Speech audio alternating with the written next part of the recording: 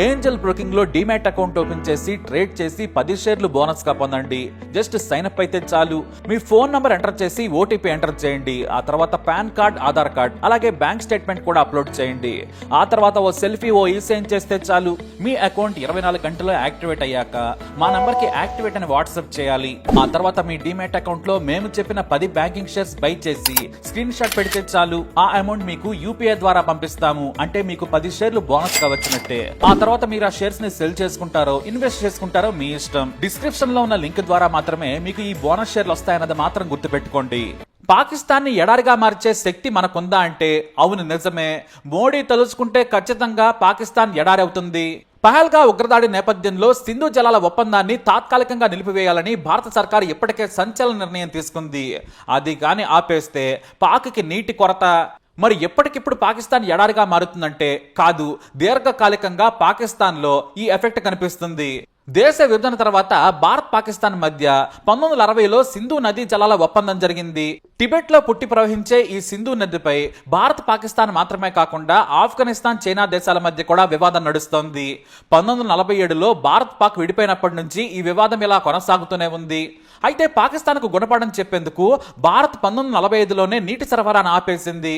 దీంతో పాకిస్తాన్ ఏం చేయాలో తెలియక ఐక్యరాజ్య సమితికి విజ్ఞప్తి చేసింది. ఇక ఐక్యరాజ్య సమితి కలగజేసుకుని 1954లో ప్రపంచ బ్యాంకు ఈ నదీ జలాల ఒప్పందాన్ని కుదిర్చింది. కానీ అప్పటికి కూడా పూర్తి కాలేదు.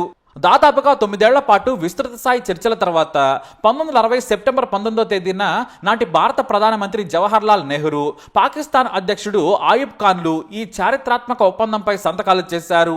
ఇక ఈ ఒప్పందంలో సింధు ఉపనదుల్లో తూర్పు వైపుగా ప్రవహించే రావి, బియాస్, సట్లెజ్ నదులపై భారత్ కు హక్కులున్నాయి. సింధు ఉపనదుల్లో పశ్చిమ దిశగా ప్రవహించే జీలం, జీనాబ్ నదులపై పాకిస్తాన్ కు హక్కులు లభించాయి.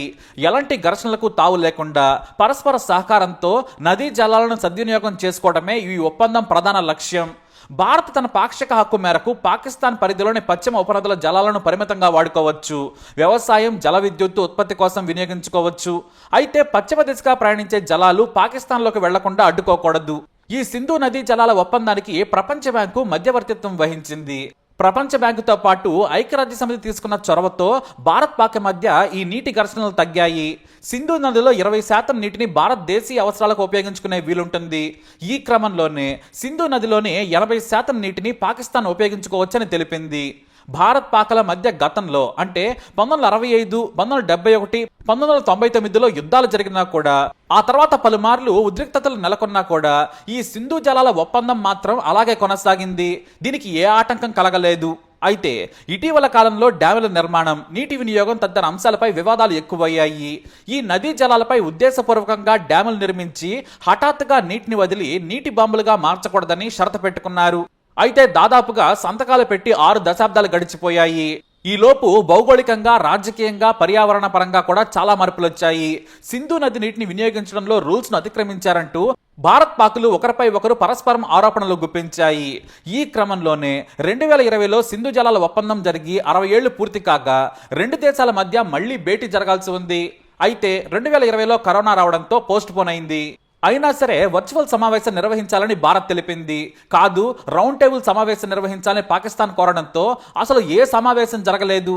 ఇక ప్రస్తుతం మోడీ అయితే తీవ్రమైన నిర్ణయం తీసుకున్నారు. ఈ నిర్ణయంతో పాక్ వణికిపోతుంది. సింధు నదీ జలాల ఒప్పందం తక్షణమే రద్దు కావడంతో పాక్కు నీటిని విడుదల చేయటం ఆగిపోనుంది. అయితే టిబెట్లో పుట్టే ఈ సింధు నది భారత్ గుండా ప్రవహించి పాకిస్తాన్ చేరుతుంది.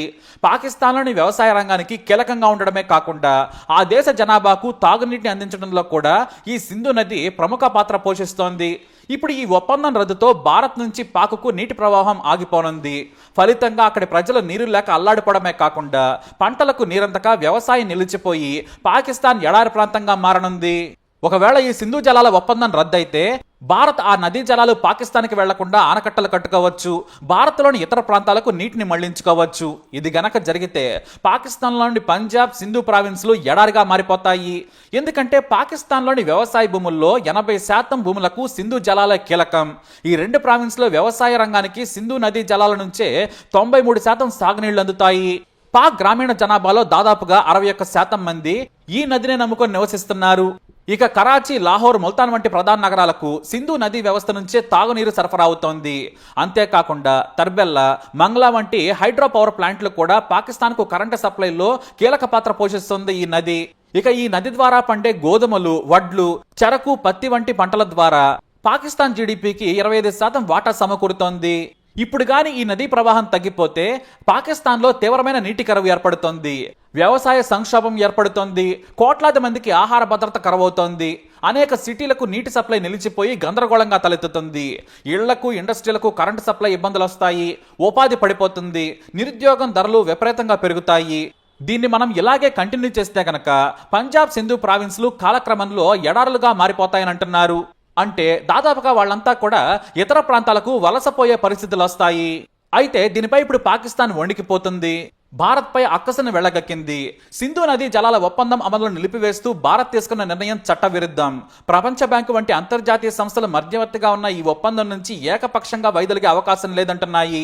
ఈ చర్యతో నీటి యుద్ధానికి తెరతీస్తున్నారంటున్నారు పాకిస్తాన్ వాసులు. ఈ జలాల్లో ప్రతి నీటి చుక్క మాదే అంటున్నారు. ఈ హక్కును మేం చట్టపరంగా, రాజకీయంగా, అంతర్జాతీయంగా పూర్తి శక్తితో కాపాడుకుంటామని పాకిస్తాన్ మంత్రి అవాయిస్ లెజారీ ఓ పోస్టులో రాసుకొచ్చారు. అయితే ఏ దేశంతో కుదుర్చుకున్న ఒప్పందాన్నైనా కూడా రద్దు చేసుకునే హక్కు భారత్కు ఉంటుంది.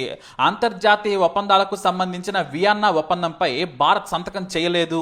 కాబట్టి పాకిస్తాన్ ఏ కోర్టుకెళ్ళినా, అంతర్జాతీయ సంస్థకెళ్ళినా సరే వారు ఎలాంటి తీర్పిచ్చినా భారత్కు వర్తించదు. ఇది పాకిస్తాన్ మరిచిపోతుంది పాపం. అయితే పాకిస్తాన్కి ఇప్పుడు చైనా, టర్కీ, ఇతర ఇస్లామిక్ దేశాల నుంచి మద్దతు ఉంది. చైనా తన భూభాగం నుంచి భారత్లోకి ప్రవహించే బ్రహ్మపుత్ర నదిని కంట్రోల్ చేయడం ద్వారా పాకిస్తాన్కు కాస్త సహకరించవచ్చు. అంటే పాకిస్తాన్ రాత్రికి రాత్రే ఇబ్బంది పడే అవకాశాలైతే లేవు. ఎందుకంటే నదులను పూర్తిగా నిరోధించడానికి లేదా మళ్లించడానికి మన దేశంలో ప్రస్తుతం మౌలిక సదుపాయాలు లేవు. కానీ భారత్ నీటి ప్రవాహాన్ని దాదాపుగా 10% వరకు తగ్గించవచ్చు. అంటే ప్రస్తుతం పాకిస్తాన్కి నీరు తగ్గించవచ్చు, ఆ తర్వాత పూర్తిగా ఆపేయవచ్చు కూడా. మన దేశం గాని ఈ డేరింగ్ స్టెప్ తీసుకుంటే పాకిస్తానే ఉండదు.